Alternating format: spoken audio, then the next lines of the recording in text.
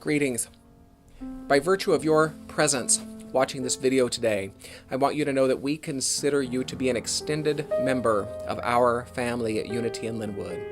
We believe that you are an individualized expression of that one creative impetus which stands behind all life, and as such we celebrate the uniqueness which you are, and we celebrate our unity with you. We are glad you're with us. Thank you for sharing your great friends with us. Wow. What a pleasure. What a pleasure. I have to tell you, this is very touching to me. I want to tell you the story of these. It's a short one. In traditional settings, if one found oneself in the presence of, royalty or divinity, it would be customary for one to remove one's head covering. In the Jewish tradition, it's quite the opposite. It would be more customary to cover the head. And so these are head coverings. Many of you would know them as yarmulkes. That is a Yiddish term. The formal term is kippah. And a lady, her name is Karen King, is known as the kippah maker. And as many of you know, we have an active interfaith program here at Unity in Linwood. We are completing the High Holy Days of the year. And this gift arrived in my office only yesterday. Karen had seen and observed our people coming and wearing the white, very flimsy head coverings. She wanted you to have something better than that. So these are a gift from Karen King, the kippah maker, and I just think there is a beauty in that. That gives me great, great hope for the world. You're welcome to come see them. You don't want to miss our gala event of the year. It's on the first Saturday of November. We're over half sold out. The event features luxurious foods, an auction appropriate for everyone, a musical performance by Kansas City sensation Jerome Johnson. Think of him as a modern-day Luther Vandross, really. He's been a friend of mine for some 30 years. So if you would like to reserve your seat, if you would like to get some procurement guidelines, if you would like to deliver a procurement item, if you would like to deliver a bottle of wine that we might sell it back to you as part of our wall of wine, if you would like to deliver an item for the buried treasure box, it could be a gift card to a favorite restaurant, a Starbucks card, cash, a check, a promissory note for lunch, keys to a new Cadillac.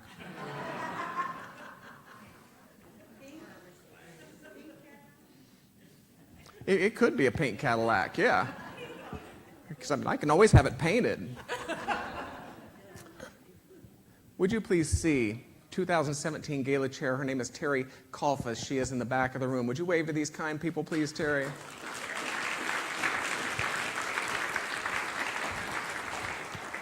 You know, very few of us can know a couple hundred people in a meaningful, deep way, but each of us can know 6 people. Each of us can know 8 people. It's been my long-held belief that the next important piece of continuing the healthy growth of this evolving spiritual idea we call Unity in Linwood has been the revitalization of a small group ministry. So we are launching that this month. Beginning on October 29th, I will start a 4-week series. Each of the 4 weeks will be followed by a series of orchestrated, organized, small group meetings. I will not tell you the nuts and bolts, they will. But it is based on this work. It's written by the great theologian Wayne Muller. It's called How Then Shall We Live? 4 questions that reveal the beauty and meaning in our lives. The 4 questions, which will be extrapolated into 4 weekly lessons, are as follows. Take a deep breath. Who am I? Who am I? Isn't that a great question? Number 2, what do I love? Number 3, how shall I live knowing that I will one day die? And number 4, what's my gift to the family of planet Earth? Great questions. There are two people who have stood to center in this reemergence and have assumed responsibility for it. I hope you will welcome them. They will explain the nuts and bolts of this opportunity. They are Cheryl Jones and Nancy Parle. Thank you both. Does your heart dance the way my heart dances when you see the youth? You know, I've long said if you want a really great lesson about the way life works, look out the window and look at nature. And that if you want a deep lesson in who you are, spend a minute looking at a baby. Isn't that beautiful?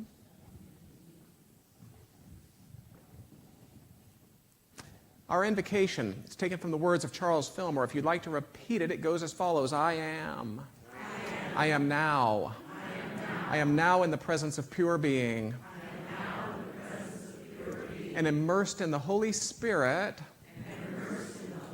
of life, love, and wisdom.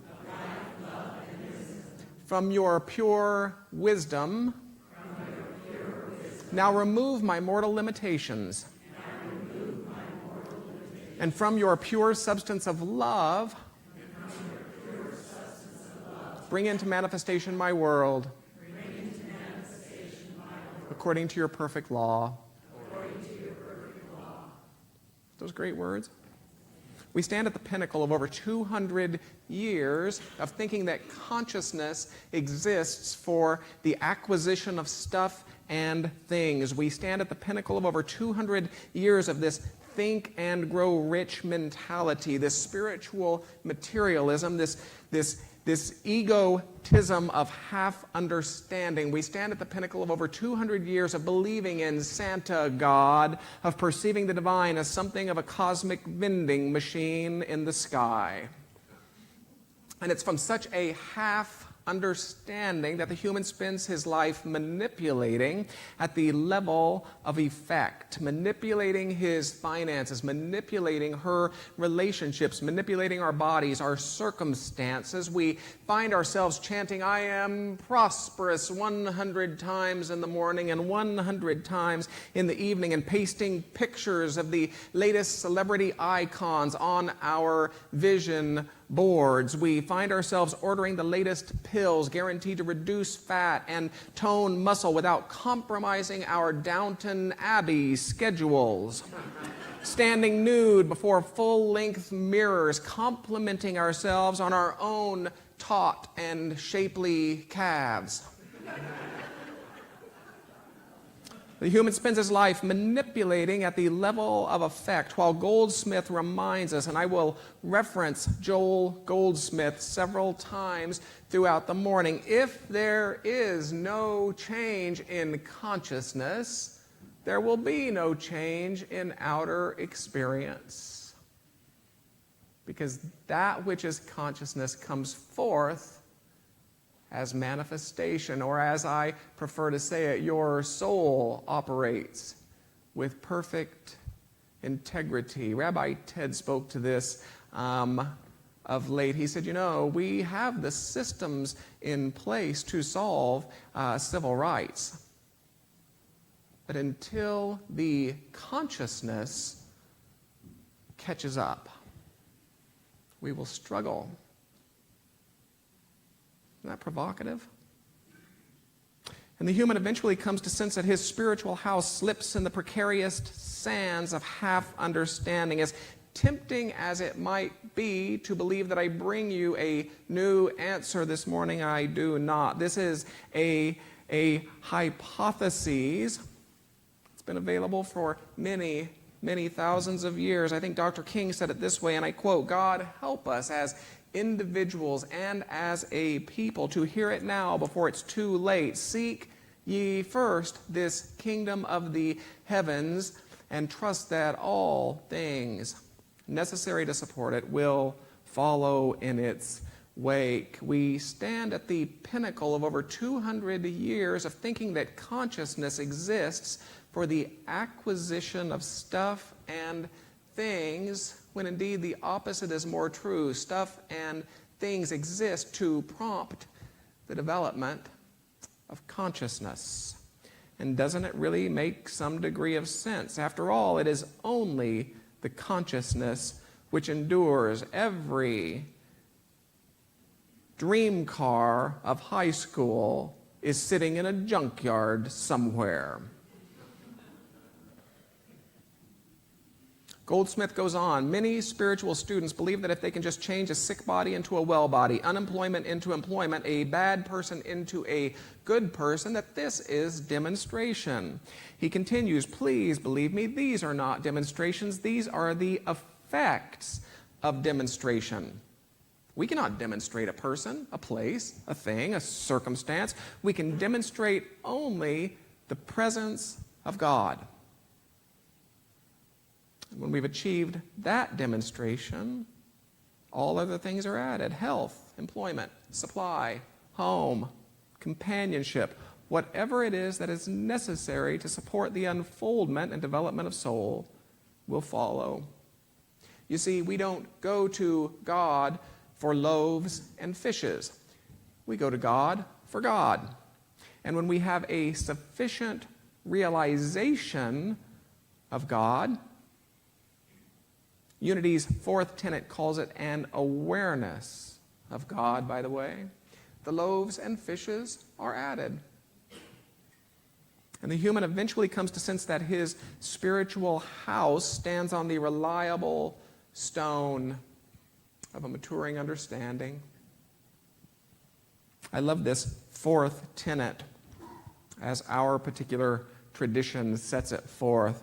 I love this fourth tenet because it demands that the maturing student consider the nature of God, the purpose of the human, the relationship between this God and this human, the purpose of prayer, the ways of prayer, the dynamics of power, the mind, the brain, consciousness, belief, truth, and so much more. I suspect that I speak for any number of people when I tip my hat to Connie Fillmore. She was able to condense this topic into one concise 14-word sentence, a mere 14 words, which in effect encourage us away from living lives of manipulating at the level of effect and toward lives deeply rooted at the level of cause.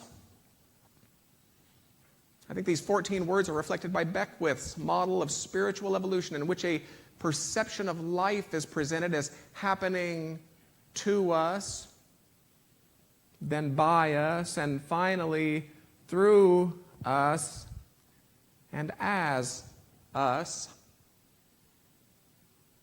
The 14 words are as follows. There is power in affirmative prayer, which we believe increases our awareness of God. Those are the 14 words. I think Fillmore probably says the same thing this way. He says, we don't have to pray or beg for God to give us anything.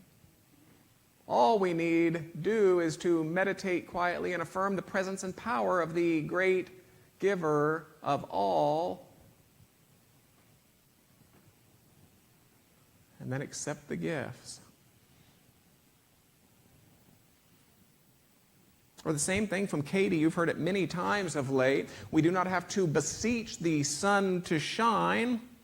The sun shines because it is a law of its being to shine. It can't help it. Eric Butterworth. Startling as it may sound, it really doesn't make any difference to God whether or not you pray. But it makes a lot of difference to you. Prayer is not a matter of conquering God's reluctance, but of attuning ourselves to God's eternal willingness.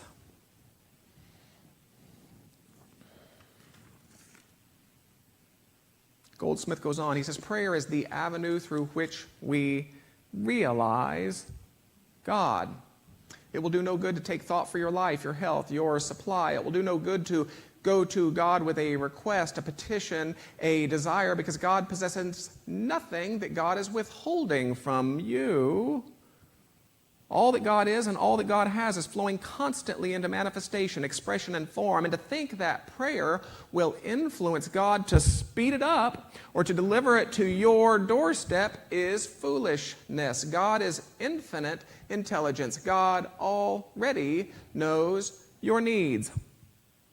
He closes by saying God will never withhold anything, and therefore our prayers must always be prayers of acknowledgement. End quote. So whether the word is realization or awareness or acknowledgement, the message is the same. Every prayer is a prayer for consciousness. All ideas move us to consciousness. All words move us to consciousness.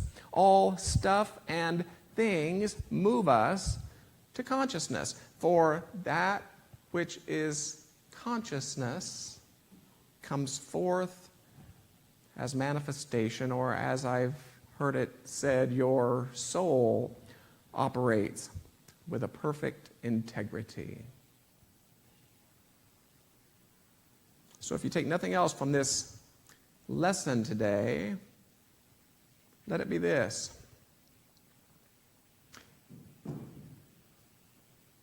Please stop demanding that your good show up through your checkbook.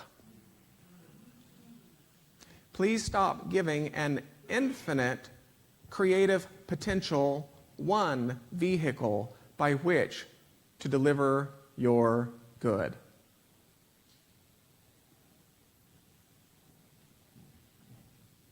For when we seek realization, awareness, acknowledgement, when we seek first this consciousness of God, we elevate ourselves from what the Buddha called these low arts of manipulating at the level of effect. And we immerse ourselves in the cosmic river of a divine adventure. And the price we pay is the relinquishment of our attachments to what we think we need and how it should show up. That's the price we pay. And this is my challenge to you and to each of us this week. If it doesn't do anything for you, leave it with an usher on your way out. It's a mantra that I have used for a number of years. Let our first prayer in all matters be for a consciousness equivalent to that which we desire to experience. Let our first prayer in all matters be for a consciousness equivalent to the good which we desire to experience. Thanks again for joining us. Please visit unityinlinwood.org for a preview of all upcoming classes, services, and events, and for an opportunity to make a gift to our community should you so choose. Thank you.